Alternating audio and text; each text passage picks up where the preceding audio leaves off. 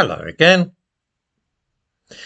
It is scarcely credible that in the third decade of the 21st century, America's Supreme Court is having to use the 1964 Civil Rights Act to prevent racial discrimination at universities such as Harvard and Yale.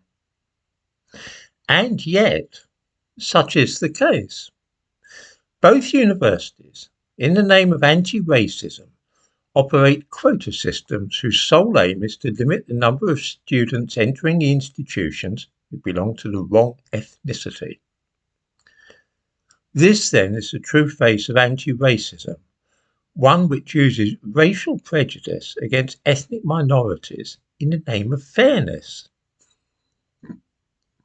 Let me explain.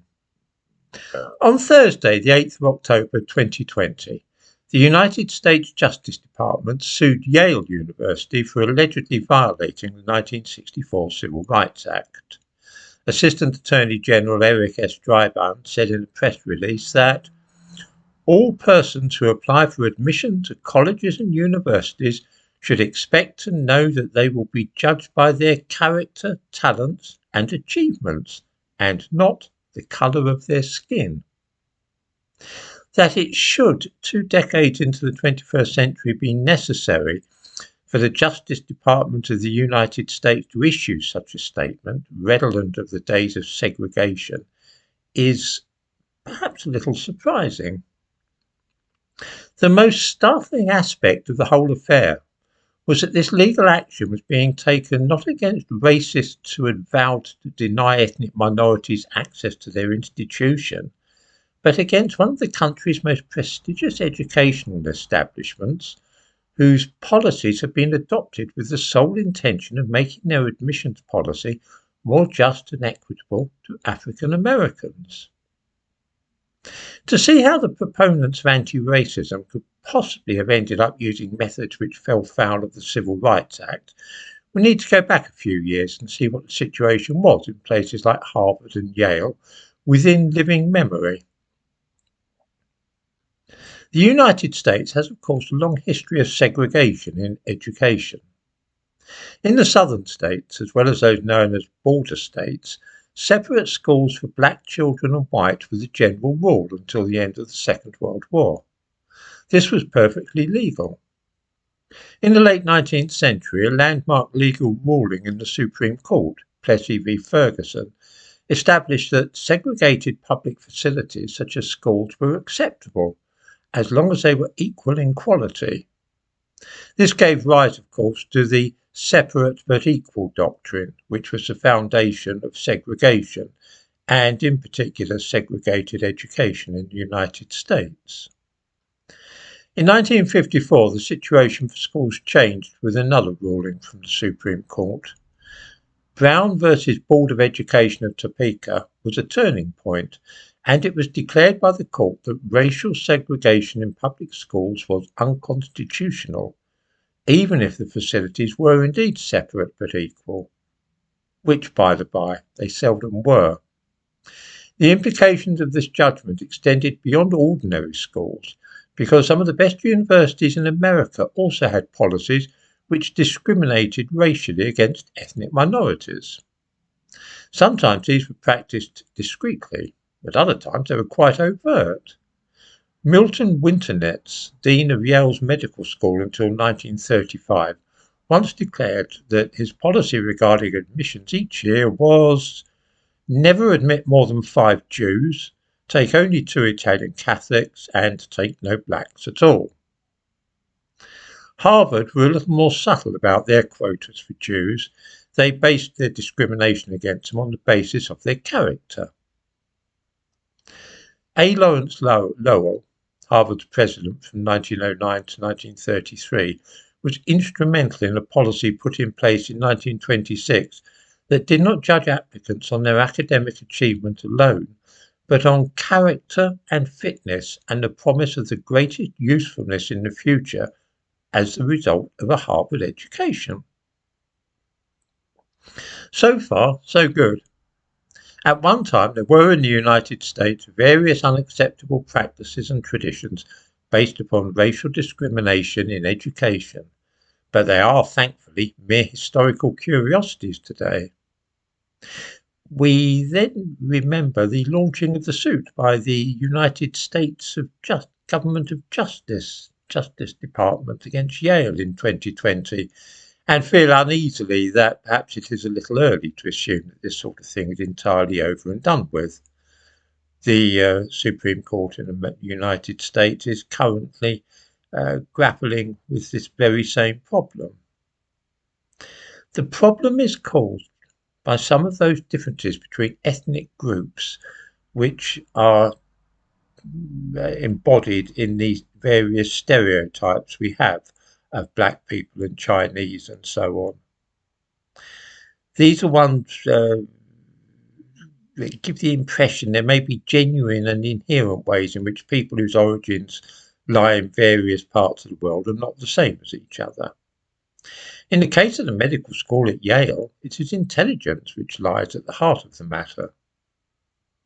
To get into Britain's Oxford and Cambridge universities and their equivalents in the United States, those of the so-called Ivy League, one needs to have very high scores in either the British A-levels, the American SAT, the Scholastic Aptitude Test, or various other similar examinations in other countries. Those whose families come from East Asia tend to score more highly in such things than either black or white students at the top end of the scale. The very highest marks, Chinese students dominate the field. It does not matter for now if this is a cultural phenomenon or if people from East Asia really are more intelligent.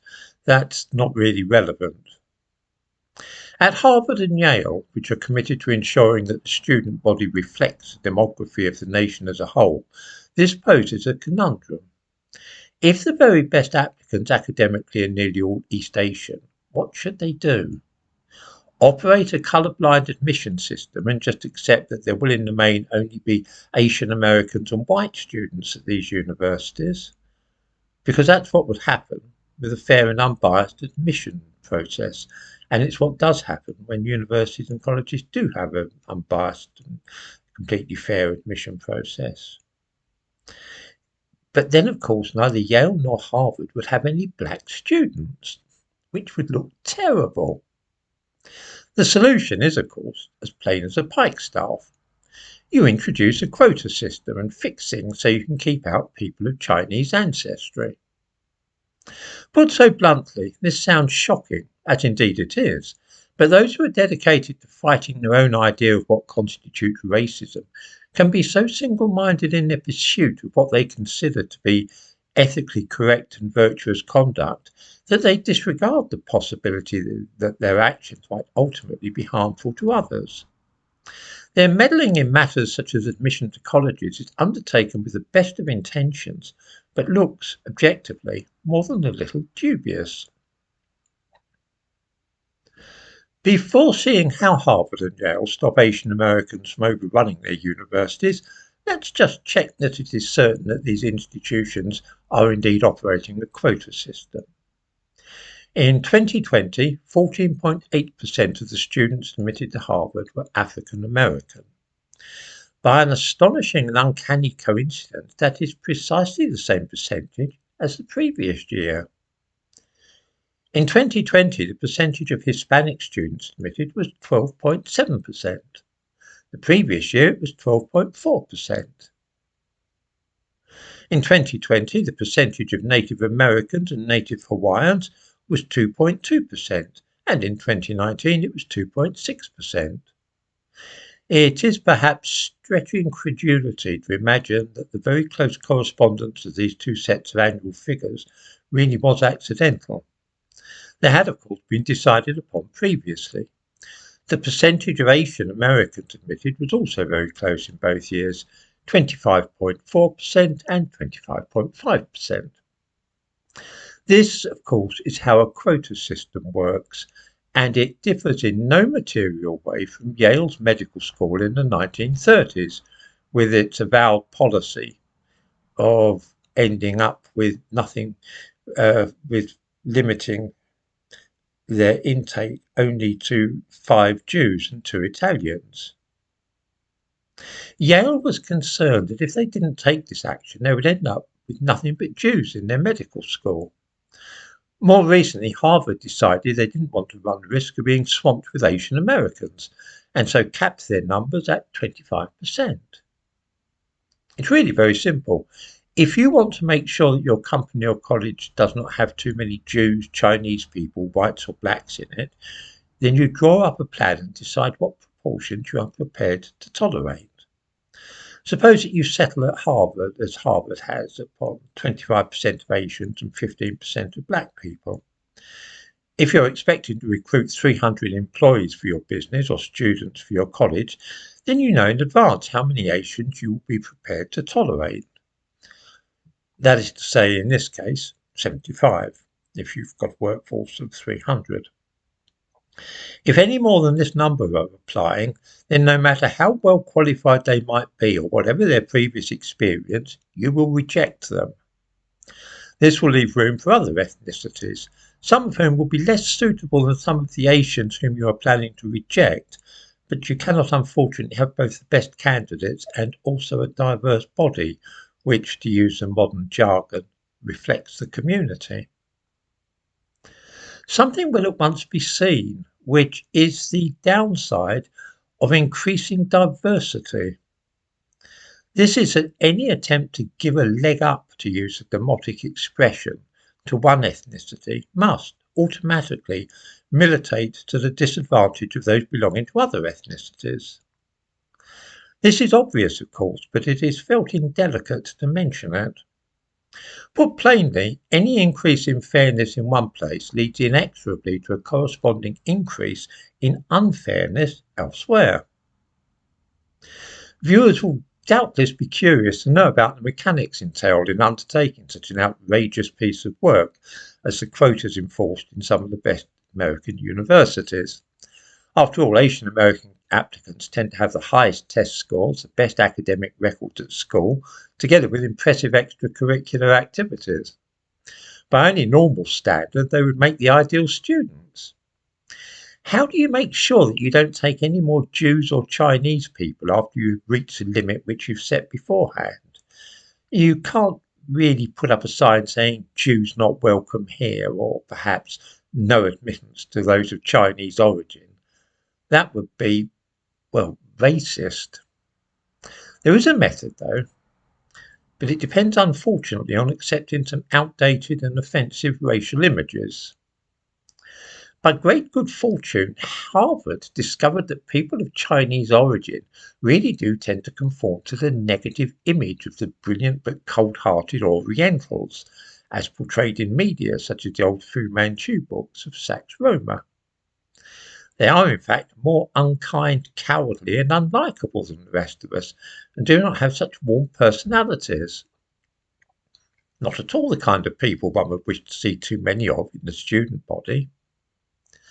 This discovery, which ties in with the worst stereotypes of Chinese people as being crafty and cruel, was made by admission tutors whose job it was to assess applicants. The exact means by which they uncovered these traits is a closely guarded secret. According to the universities which engage in such practices, they are anxious not to reveal too much, lest people learn how to game the system. It is because black applicants tend to have more positive personalities and are kinder and generally more agreeable people that so many are admitted with inferior academic performance to Asian Americans whose applications are rejected.